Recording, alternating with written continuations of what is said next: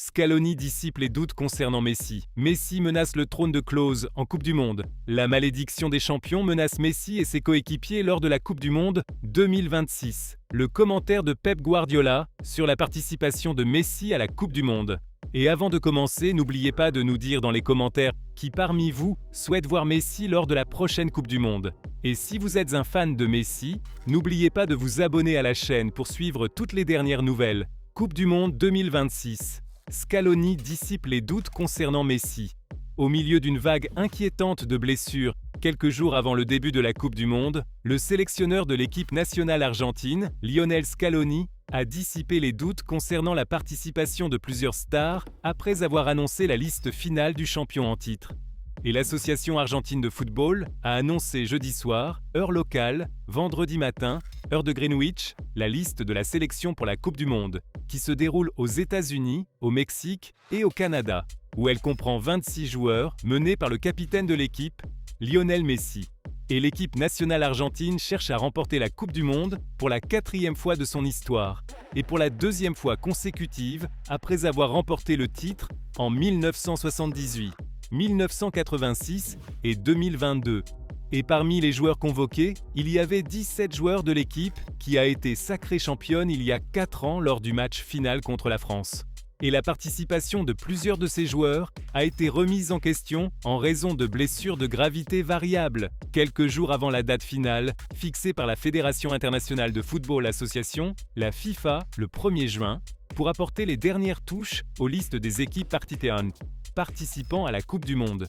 Et parmi eux se trouvait Messi, qui fêtera son 39e anniversaire dans moins d'un mois, qui souffre actuellement de fatigue musculaire et de tension au tendon ischio-jambier de la jambe gauche, et l'Inter Miami américain a officiellement annoncé que la période de récupération de Messi dépendra de son évolution clinique et fonctionnelle. Et le magicien argentin se prépare à participer à la Coupe du Monde pour la 6e fois, après être apparu lors des éditions Allemagne 2006, Afrique du Sud 2010, Brésil 2014, Russie 2018 et Qatar 2022.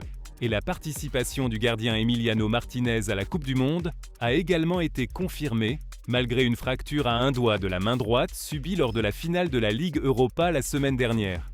Et Scaloni a également inclus le défenseur Cristian Romero, qui se remet d'une entorse du ligament latéral du genou droit qu'il a subi à la mi-avril alors qu'il jouait avec le Tottenham Hotspur anglais, et les latéraux Nahuel Molina et Gonzalo Montiel sont présents, eux qui ont marqué 2 buts décisifs sur pénalty lors de la finale de la Coupe du Monde 2022 contre la France, alors que tous deux se remettent de de blessures musculaires. Et l'équipe nationale argentine ouvre ses matchs dans la Coupe du Monde le 16 juin prochain face à son homologue algérien dans les compétitions du groupe 10 de la phase de groupe du tournoi, qui comprend également les sélections de l'Autriche et de la Jordanie. Et les danseurs du tango devraient se rendre samedi dans leur résidence officielle de Coupe du Monde à Kansas City, où ils joueront 2 matchs amicaux contre le Honduras et l'Islande avant le début du mondial. Et la liste de l'équipe nationale argentine se présente comme suit. Gardien, Emiliano Martinez, Aston Villa en Angleterre, Jerónimo Rulli, Olympique de Marseille en France, Juan Musso, Atlético Madrid en Espagne.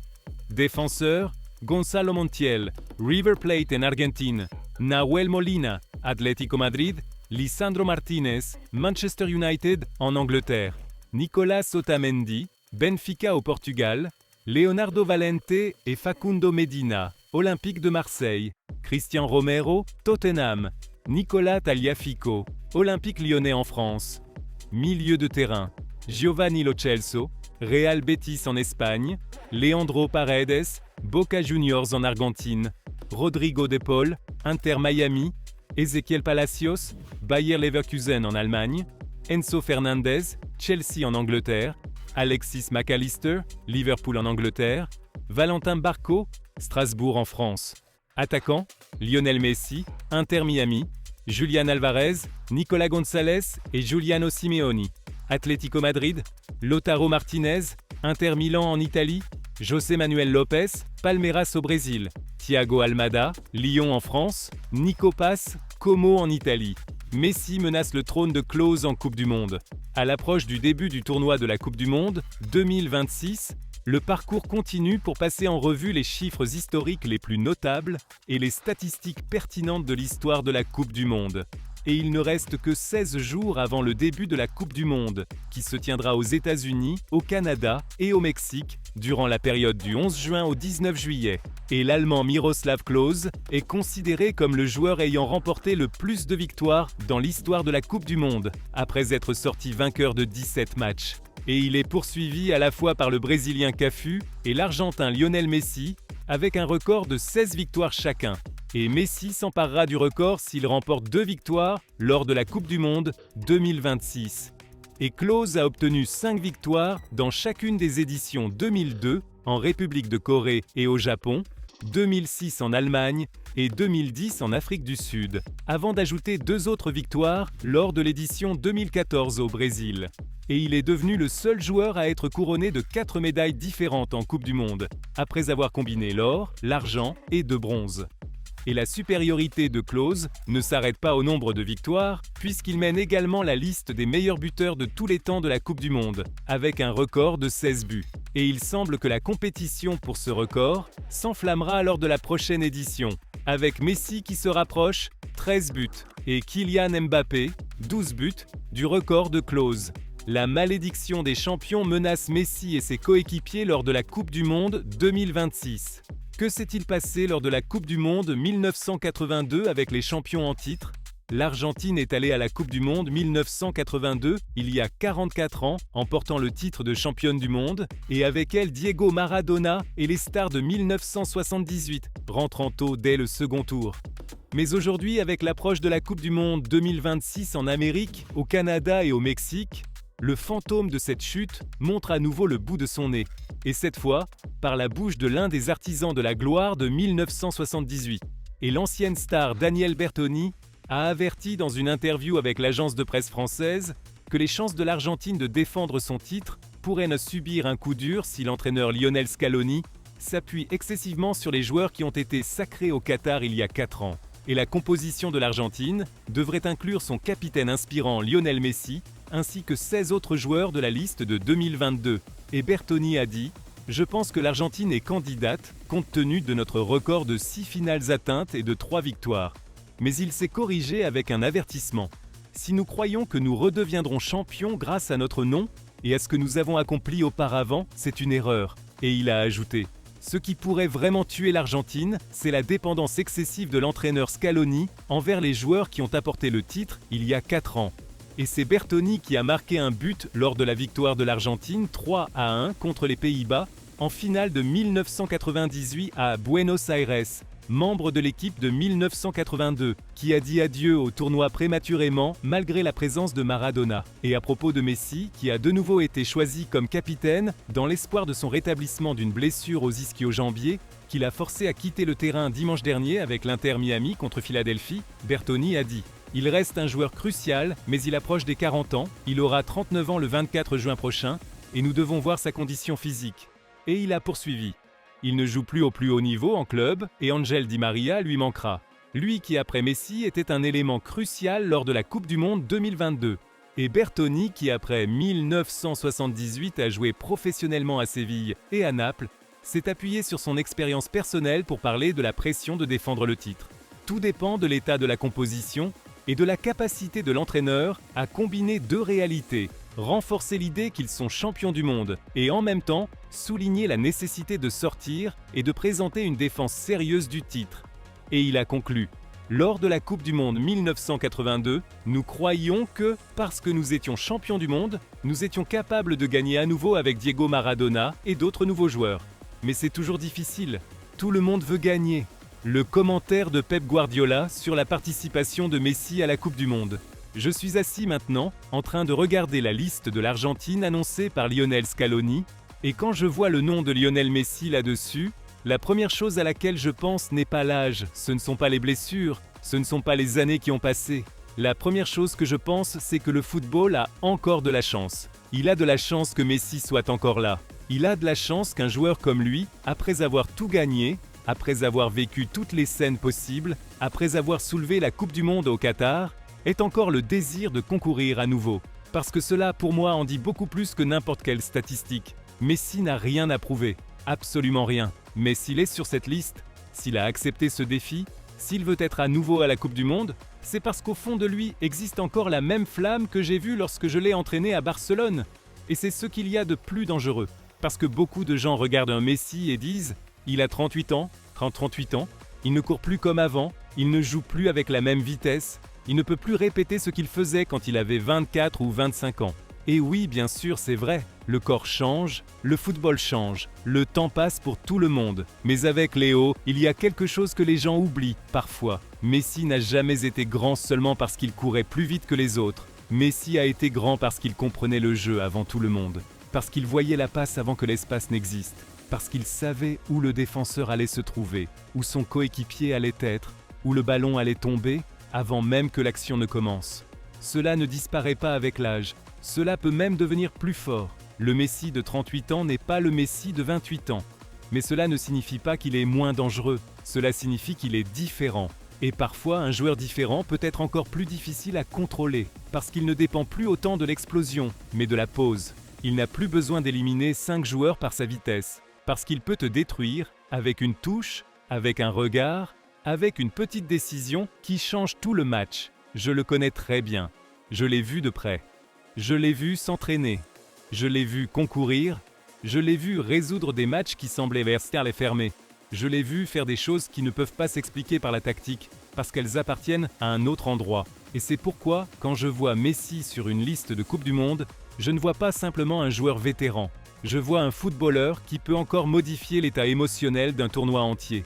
L'Argentine avec Messi est différente. Pas seulement parce que Messi peut marquer un but ou délivrer une passe décisive. Elle est 6 fois, elle est différente parce que ses coéquipiers jouent avec un autre type de confiance quand il est sur le terrain. Ils savent qu'il y a toujours une solution. Ils savent que même si le match est verrouillé, même si l'adversaire défend bas, même si le temps est en train de s'écouler, Messi peut trouver une porte là où personne d'autre ne voit une porte. Cela change tout. Cela change la façon dont l'Argentine joue, mais cela change aussi la façon dont l'adversaire joue. Parce que lorsque tu affrontes Messi, tu ne peux pas penser seulement à ton plan, tu dois aussi penser à ce qu'il peut inventer. Et lorsqu'un joueur oblige l'adversaire à modifier son comportement avant de toucher le ballon, ce joueur influence déjà le match. C'est ce que Léo a fait tout au long de sa carrière. Et il peut encore le faire. Scaloni a pris une décision forte en lui faisant à nouveau confiance. Mais je crois aussi que c'est une décision logique. Comment ne pas faire confiance à Messi si Messi veut encore être là ? Comment ne pas construire autour d'un joueur qui a déjà prouvé qu'il pouvait supporter la plus grande pression du monde ? Qatar 2022 n'a pas seulement été une Coupe du Monde remportée par l'Argentine, ce fut la confirmation d'une idée, l'idée qu'une équipe peut avoir de la jeunesse, de l'intensité, de la structure, du sacrifice, de l'ordre, mais peut aussi accepter qu'il existe un joueur différent, un joueur qui a besoin de liberté, un joueur qui n'est pas mesuré selon les mêmes règles que les autres. Et Scaloni l'a très bien compris. Il a construit une équipe qui ne demandait pas à Messi d'être jeune à nouveau. Elle lui demandait d'être Messi. Rien de plus. Et cela a suffi pour gagner la Coupe du Monde. Maintenant, le défi sera différent. Défendre un titre mondial est toujours plus difficile que le gagner. Tout le monde veut te battre. Tout le monde t'étudie. Tout le monde arrive avec une motivation supplémentaire. Et l'Argentine le ressentira dès le premier match. Mais s'il y a un groupe qui sait déjà vivre avec la pression, c'est ce groupe. Et s'il y a un joueur qui sait transformer la pression en clarté, c'est Messi. En tant qu'entraîneur, si je devais préparer un match contre cette Argentine, la question ne serait pas seulement de savoir comment arrêter Messi. Nous nous sommes déjà posé cette question de nombreuses fois et elle n'a presque jamais eu de réponse définitive. La question serait comment empêcher le match d'atteindre le rythme que Messi veut ? Parce que si Messi parvient à faire jouer le match à sa vitesse, même si cela semble lent, tu es en difficulté. Léo n'a pas besoin de toucher le ballon 50 fois pour dominer un match. Parfois, 5 lui suffisent. Une réception entre les lignes, une passe dans l'espace, une pause près de la surface, une faute provoquée, un coup de pied arrêté, un mouvement qui entraîne 2 défenseurs et libère un coéquipier. C'est de l'influence, c'est de l'intelligence, c'est du football. Il faut aussi être honnête. La Coupe du Monde sera exigeante. L'âge pèse, les matchs pèsent, la chaleur, les voyages, les adversaires, l'intensité, tout cela compte. Messi ne pourra pas jouer ce tournoi comme il jouait en 2014. Mais peut-être que l'Argentine n'a pas besoin de cela non plus. Peut-être qu'elle a besoin du Messi qui sait choisir les moments. Du Messi qui apparaît quand le match a besoin d'une décision. Du Messi qui ne joue pas chaque minute au même rythme, mais qui peut changer le destin d'un match sur une seule action. Et cela, pour n'importe quel adversaire, reste une menace énorme. Pour moi, la présence de Messi dans cette Coupe du Monde est une belle nouvelle pour le football. Parce que les Coupes du Monde ont aussi besoin d'histoire. Elles ont besoin de symboles. Elles ont besoin de joueurs qui relient les générations. Et Messi relie tout cela. Il relie ceux qui l'ont vu débuter en Allemagne 2006, ceux qui ont souffert avec lui au Brésil 2014, ceux qui l'ont vu toucher le ciel au Qatar 2022, et ceux qui veulent maintenant le voir une fois de plus, peut-être pour la dernière fois, sur la plus grande scène. Je ne sais pas ce qui se passera lors de cette Coupe du Monde. Personne ne le sait. Mais je sais une chose. Si Messi est là, l'Argentine a une vraie chance. Parce qu'avec Léo, le football n'est jamais complètement prévisible. Tu peux tout analyser. Tu peux préparer chaque détail. Tu peux fermer les espaces. Tu peux étudier des vidéos pendant des heures. Et même alors, il peut trouver quelque chose qui n'était pas dans le plan. C'est ce qui le rend unique. C'est pourquoi, quand je vois son nom sur la liste, je ne pense pas à la fin. Je pense à une dernière grande opportunité de voir l'un des plus grands joueurs de l'histoire concourir une fois encore contre le monde. Et si j'ai appris quelque chose de Messi, c'est qu'il n'est jamais sage de l'enterrer trop tôt.